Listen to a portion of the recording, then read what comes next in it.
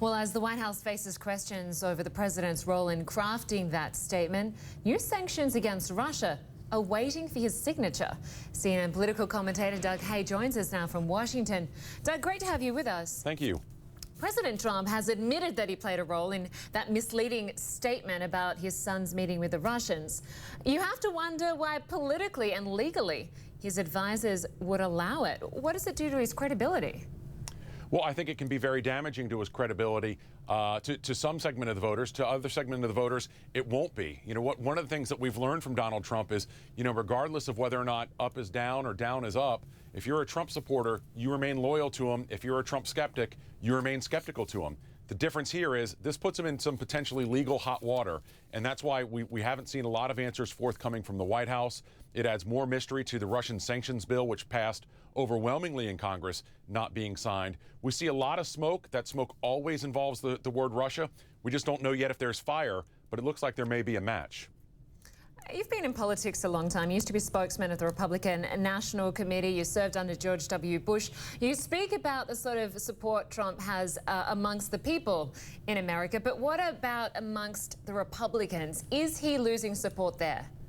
Well, I think amongst Republicans on Capitol Hill, to some extent, yes. But the difference is there's public support and there's private support. Privately, House and Senate Republicans are very upset about his treatment of Jeff Sessions. They're very upset with what they see as shifting stories and lack of consistency with this White House at all.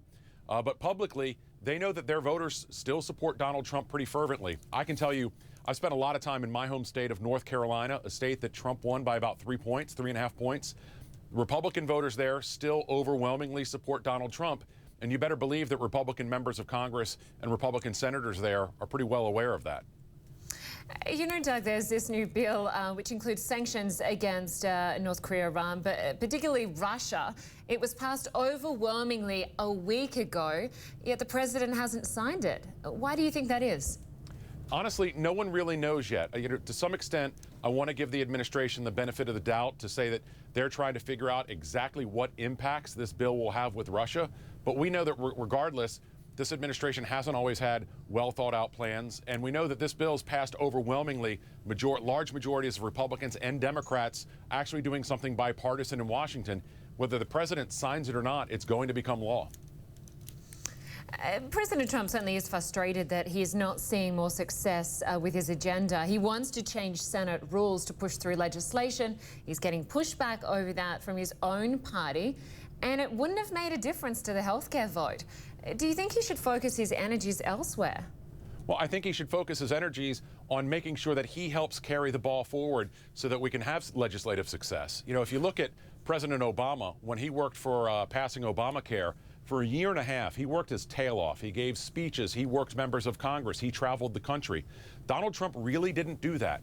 Obviously, he fell short by just a few votes. But if he had been fully engaged in this process from day one, I think we might have been able to pass a bill in the House of Representatives the first time instead of having a vote be pulled, and might have been able to get over the finish line in the Senate. It's really up to Donald Trump. He is the only difference between Republican struggles that we've had last year and what we have this year. He needs to step up.